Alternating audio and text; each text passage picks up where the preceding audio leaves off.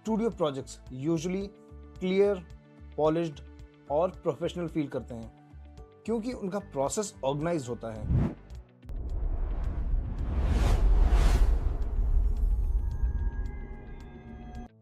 Hi everyone, my name is Mohammed Shadab और मैं हूं एक 3D जर्नलिस्ट और क्रिएटिव एजुकेटर और वेलकम है आप सबका ड्रामंत्रम अकेडमी के चैनल पे। यहाँ पर हम लोग सिर्फ स्किल्स नहीं सीखते, हम लोग समझते हैं कि रियल क्रिएटिव इंडस्ट्री में एक्चुअल में काम कैसे होता है। How motion design actually happens in studios. अगर आप मोशन डिजाइन सीख रहे हो तो शायद प्रोसेस कुछ ऐसा होता होगा। आइडिया आया, सॉफ्टवेयर ओपन किया और एनिमेशन स्टार्ट कर दिया। और ऑनेस्टली बिगिनर्स के लिए ये नेचुरल भी है, लेकिन जब आप प्रोफेशनल स्टूडियो एनवायरनमेंट में काम करते हो तो प्रोजेक्ट्स इस तरह स्टार्ट नहीं करते। स्टूडियोज में मोशन डिजाइन एक स्ट्रक्चर्ड वर्कफ्लो फॉलो करता है। मतलब एनिमेशन स्टार्ट होने से पहले काफी इंपॉर्टेंट स्टेजेस कंप्लीट हो चुकी होती है। एग्जाम्पल के लिए क्लाइंट का गोल समझा जाता है, रिसर्च की जाती है, कॉन्सेप्ट डेवलप किया जाता है, स्टोरी बोर्ड बनाया जाता है और उसके बाद जाके एनिमेशन स्टार्ट होती है। इसी वजह से studio projects usually clear, polished और प्रोफेशनल फील करते हैं क्योंकि उनका प्रोसेस ऑर्गेनाइज्ड होता है। इस वीडियो में हम एग्जैक्टली ये समझेंगे कि professional motion design workflow studios के अंदर कैसे काम करता है। और अगर आप मोशन डिजाइनर बनना चाहते हो तो ये प्रोसेस समझना बहुत इंपॉर्टेंट है क्योंकि सॉफ्टवेयर स्किल एक पार्ट है, लेकिन वर्कफ्लो समझना आपको प्रोफेशनल बनाता है। Understanding the client brief. Her professional motion design project की बिगिनिंग होती है क्लाइंट ब्रीफ से। क्लाइंट ब्रीफ बेसिकली एक डॉक्यूमेंट होता है जो प्रोजेक्ट के गोल्स और रिक्वायरमेंट्स एक्सप्लेन करता है। इसमें कुछ इंपॉर्टेंट चीजें होती हैं, जैसे प्रोजेक्ट का पर्पस क्या है, वीडियो का ऑडियंस कौन है, वीडियो का मेन मैसेज क्या है और फाइनल डिलीवरेबल्स क्या होंगे। एग्जाम्पल के लिए अगर एक कंपनी अपने प्रोडक्ट का एक्सप्लेनर वीडियो बनवाना चाहती है तो ब्रीफ में लिखा होगा प्रोडक्ट क्या करता है, इसकी ऑडियंस कौन है, वीडियो का ड्यूरेशन क्या होगा और किस प्लेटफॉर्म के लिए बनाया जा रहा है। बिगिनर्स अक्सर ब्रीफ को सिर्फ एक इंस्ट्रक्शन लिस्ट समझते हैं, लेकिन प्रोफेशनल्स ब्रीफ को प्रॉब्लम स्टेटमेंट की तरह ट्रीट करते हैं। मतलब वो ये सोचते हैं क्लाइंट क्या कम्युनिकेट करना चाहता है, ऑडियंस को क्या समझाना चाहिए और एनिमेशन का रोल क्या होगा। जब क्रिएटिव ब्रीफ क्लियरली समझ आ जाता है तभी नेक्स्ट स्टेजेस मीनिंगफुल बन पाती हैं। और अगर ब्रीफ ही क्लियर नहीं है तो प्रोजेक्ट में कंफ्यूजन्स ऑलमोस्ट गारंटीड हैं। इसीलिए स्टूडियोज में ब्रीफ डिस्कशन और क्लैरिफिकेशन बहुत इंपॉर्टेंट स्टेप होता है। Research and reference gathering. Brief समझने के बाद नेक्स्ट स्टेज होता है रिसर्च।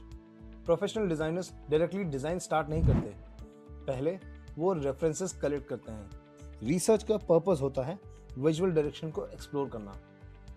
इस स्टेज में डिजाइनर्स यूजुअली कुछ चीजें चेक करते हैं, जैसे सिमिलर प्रोजेक्ट कैसे बने हैं, कॉम्पिटिटर ब्रांड्स क्या विजुअल यूज कर रहा है, इंडस्ट्री में कौन सी डिजाइन स्टाइल्स कॉमन है और ब्रांड की एग्जिस्टिंग विजुअल आइडेंटिटी क्या है। इस प्रोसेस में मूड बोर्ड्स भी बनाए जाते हैं। Mood board basically images, colours, typography, visual styles, इन सब का कलेक्शन होता है जो प्रोजेक्ट के मूड को और डायरेक्शन को डिफाइन करता है। इस स्टेज का एक और इम्पॉर्टेंट बेनिफिट होता है, टीम के सारे मेंबर्स एक शेयर्ड विजुअल डायरेक्शन पर अग्री कर लेते हैं। मतलब डिजाइनर, एनिमेटर और क्लाइंट सबको रफली पता होता है कि प्रोजेक्ट का विजुअल टोन क्या होगा। और जब विजुअल डायरेक्शन अर्ली स्टेज में ही क्लियर हो जाता है तो बाद में अननेसेसरी रिविजन्स काफी कम हो जाते हैं। इसीलिए स्टूडियोज रिसर्च फेज को स्किप नहीं करते, क्योंकि स्ट्रॉन्ग मोशन डिजाइन सिर्फ एनिमेशन से नहीं, क्लियर डायरेक्शन से होता है। Concept development. रिसर्च कंप्लीट होने के बाद प्रोजेक्ट एंटर करता है कॉन्सेप्ट डेवलपमेंट स्टेज में। यही वो स्टेज है जहां एक्चुअल क्रिएटिव थिंकिंग स्टार्ट होती है। कॉन्सेप्ट डेवलपमेंट का मतलब होता है डिफरेंट आइडियाज एक्सप्लोर करना कि वीडियो का मैसेज विजुअली कैसे कम्युनिकेट होगा। प्रोफेशनल स्टूडियोज यूजुअली एक ही आइडिया पर डायरेक्टली जंप नहीं करते, इंस्टेड वो मल्टीपल कॉन्सेप्ट्स एक्सप्लोर करते हैं। एग्जाम्पल के लिए मान लो एक कंपनी अपने न्यू टेक्नोलॉजी प्रोडक्ट को एक्सप्लेन करना चाहती है।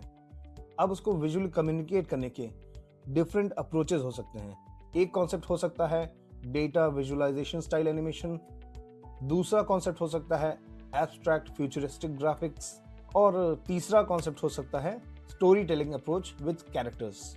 इन तीनों कॉन्सेप्ट्स का गोल सेम हो सकता है, लेकिन विजुअल अप्रोच कंप्लीटली डिफरेंट होती है। स्टूडियोज अक्सर 2 या 3 कॉन्सेप्ट डेवलप करते हैं और फिर उन्हें इंटरनली रिव्यू करते हैं। उसके बाद स्ट्रॉन्गेस्ट डायरेक्शन क्लाइंट के साथ शेयर किया जाता है। इस स्टेज का पर्पस होता है प्रोजेक्ट के लिए बेस्ट क्रिएटिव डायरेक्शन चूज करना, क्योंकि अगर कॉन्सेप्ट स्ट्रॉन्ग है तो बाकी स्टेजेस नेचुरली स्मूथ हो जाती हैं। लेकिन अगर कॉन्सेप्ट वीक है तो एनिमेशन कितना भी पॉलिश्ड हो, इम्पैक्ट स्ट्रॉन्ग नहीं बनेगा। Script and narrative structure.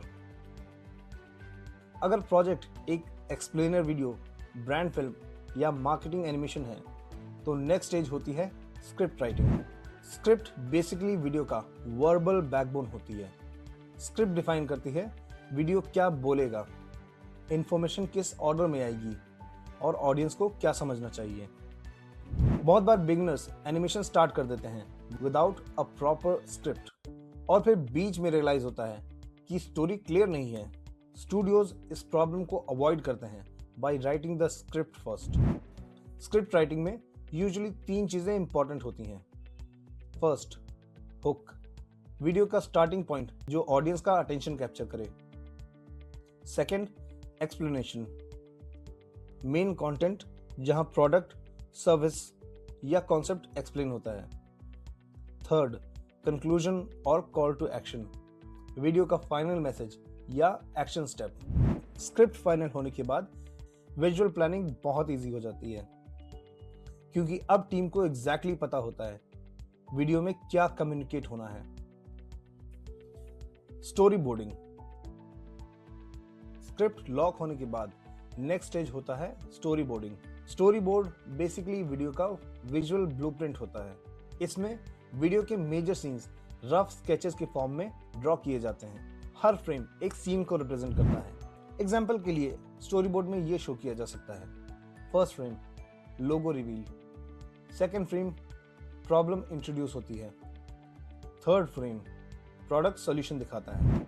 Story boards perfect drawings नहीं होते, उनका पर्पस होता है विजुअल सीक्वेंस प्लान करना। इस स्टेज पर टीम ये डिसाइड करती है सीन ट्रांजिशंस कैसे होंगे, कैमरा मूवमेंट क्या होगा और विजुअल्स किस ऑर्डर में अपीयर होंगे। स्टोरी बोर्ड का एक और इम्पॉर्टेंट बेनिफिट होता है, एनिमेशन स्टार्ट होने से पहले क्लाइंट को वीडियो का रफ प्रीव्यू मिल जाता है। अगर किसी सीन में चेंज चाहिए तो वो इस स्टेज पर इजीली हो सकता है, क्योंकि एनिमेशन अभी स्टार्ट नहीं हुई है। इसी वजह से स्टोरी बोर्डिंग स्टूडियोज के वर्कफ्लो का एक क्रिटिकल स्टेज होता है। ये स्टेज बेसिकली इंश्योर करती है कि एनिमेशन स्टार्ट होने से पहले ही वीडियो का स्ट्रक्चर क्लियर हो। Now let me tell you briefly about Dramantram Academy. Dramantram Academy creatives के लिए एक लर्निंग स्पेस है जहां सिर्फ सॉफ्टवेयर नहीं बल्कि क्रिएटिव थिंकिंग बिल्ड करना सिखाते हैं। We focus on making beginner to professional journey clear, structured and practical. Style frames and visual direction. Story board से हमें वीडियो का स्ट्रक्चर मिल जाता है, लेकिन अभी भी एक इंपॉर्टेंट चीज मिसिंग होती है और वो है फाइनल विजुअल स्टाइल। इसी स्टेज पर स्टूडियोज क्रिएट करते हैं style frames. Style frames basically high quality still frames होते हैं जो फाइनल एनिमेशन का एग्जैक्ट विजुअल लुक शो करते हैं। ये रफ स्केचेस नहीं होते हैं, ये ऑलमोस्ट फाइनल डिजाइन क्वालिटी के फ्रेम्स होते हैं। इन स्टाइल फ्रेम्स में डिफाइन होता है कलर्स कैसे होंगे, टाइपोग्राफी स्टाइल क्या होगा, इलस्ट्रेशंस किस स्टाइल में होंगी, लाइटिंग और कॉम्पोजिशन कैसे दिखेंगे। एग्जाम्पल के लिए अगर प्रोजेक्ट एक टेक ब्रांड एनिमेशन है तो स्टाइल फ्रेम्स फ्यूचरिस्टिक हो सकते हैं। अगर प्रोजेक्ट एक किड्स लर्निंग वीडियो है तो विजुअल्स कलरफुल एंड प्लेफुल हो सकते हैं। स्टाइल फ्रेम्स का बिगेस्ट एडवांटेज ये होता है कि क्लाइंट को फाइनल लुक का क्लियर प्रीव्यू मिल जाता है। अगर क्लाइंट को कोई चेंज चाहिए तो वो इस स्टेज पर इजीली डिस्कस हो सकता है। क्योंकि अगेन एनिमेशन अभी स्टार्ट नहीं हुआ है। इसीलिए professional studios style frames approve होने के बाद ही प्रोडक्शन स्टार्ट करते हैं। Animatic creation. Style frames approve होने के बाद नेक्स्ट स्टेप होता है animatic. Animatic basically story board का मूविंग वर्जन होता है। इसमें स्टोरी बोर्ड फ्रेम्स को टाइमलाइन पर अरेंज किया जाता है और उन्हें रफ टाइमिंग के साथ प्ले किया जाता है। कभी कभी इसमें टेम्पररी वॉइस ओवर और बैकग्राउंड म्यूजिक भी ऐड किया जाता है। एनिमेटिक का पर्पस होता है वीडियो का पेसिंग और रिदम टेस्ट करना, मतलब ये चेक करना कोई सीन ज्यादा लॉन्ग तो नहीं, कोई ट्रांजिशन ज्यादा फास्ट तो नहीं लग रहा, स्टोरी स्मूथली फ्लो कर रही है या नहीं। इस स्टेज पर एनिमेशन सिंपल होती है, कभी सिर्फ इमेजेस मूव करते हैं, कभी बेसिक ट्रांजिशंस यूज किए जाते हैं। लेकिन इस स्टेज का बेनिफिट बहुत पावरफुल होता है। टीम और क्लाइंट दोनों को वीडियो का ऑलमोस्ट रियलिस्टिक प्रीव्यू मिल जाता है। अगर कोई टाइमिंग इशू हो तो वो इस स्टेज पर फिक्स किया जा सकता है। और जब एनिमेटिक अप्रूव हो जाता है तो टीम कॉन्फिडेंटली नेक्स्ट स्टेज पर मूव करती है। Asset design and illustration. अब आता है वो स्टेज जहां एक्चुअल विजुअल एसेट्स क्रिएट होते हैं। इस स्टेज में डिजाइनर्स स्टोरी बोर्ड और स्टाइल फ्रेम्स को फॉलो करते हुए प्रोजेक्ट के सारे एलिमेंट्स डिजाइन करते हैं। For example characters, icons, backgrounds, UI elements and typography elements. अगर प्रोजेक्ट 2D मोशन ग्राफिक्स है तो एसेट्स यूजुअली इलस्ट्रेटर या फिग्मा में डिजाइन किए जाते हैं। अगर प्रोजेक्ट 3D एनिमेशन है तो एसेट्स ब्लेंडर, सिनेमा 4D या माया में क्रिएट होते हैं। इस स्टेज पर एक इंपॉर्टेंट चीज होती है design organisation. Professional studios assets को प्रॉपरली स्ट्रक्चर करते हैं, लेयर्स क्लीन होती हैं, फाइल्स क्लियरली नेम होते हैं, एलिमेंट्स लॉजिकली ग्रुप होते हैं। ये सब छोटी चीजें लगती हैं, लेकिन एनिमेशन स्टेज में ये बहुत टाइम सेव करती हैं, क्योंकि जब एसेट्स क्लीन और ऑर्गेनाइज होते हैं तो एनिमेटर इजीली उन्हें एनिमेट कर सकते हैं। इसीलिए asset design stage production workflow का एक क्रिटिकल पार्ट होता है। Animation and motion design. अब प्रोजेक्ट एंटर करता है एक्चुअल एनिमेशन स्टेज में। यही वो फेज है जहां डिजाइन्स फाइनली मूवमेंट में कन्वर्ट होते हैं। एनिमेटर्स स्टोरी बोर्ड, एनिमेटिक्स और स्टाइल फ्रेम्स को रेफरेंस के रूप में यूज करते हैं और फिर एलिमेंट्स को एनिमेट करना स्टार्ट करते हैं।